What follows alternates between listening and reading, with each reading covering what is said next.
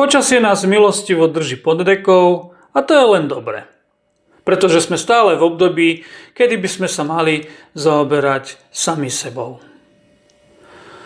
Dnes sa pozrieme na odpustenie. Odpustenie je aspektom láskavosti samého voči sebe. Samého voči sebe a nie voči druhému.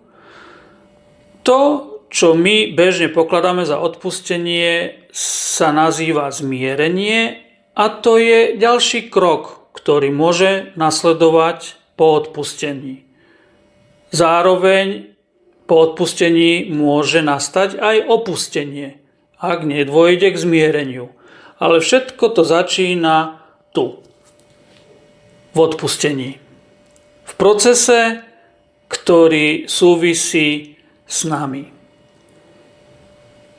Keď sme zranení, cítime bolesť, cítime hnev, cítime smútok.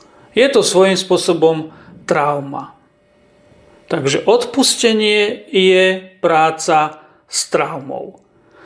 Na to je samozrejme kopec techník, kopec terapií, častokrát trvajú nejaký ten čas. Výnimkou nie je ani jóga. Jóga totiž to funguje, ale vyžaduje si to, aby sme s ňou pracovali pravidelne a systematicky.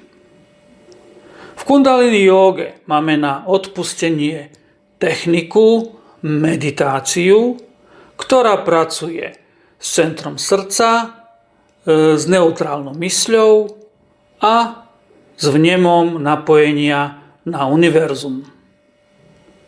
Kto chce vedieť viac a zároveň vidieť najsexy mudru v Kundalini jóge, páči sa ďalšie video.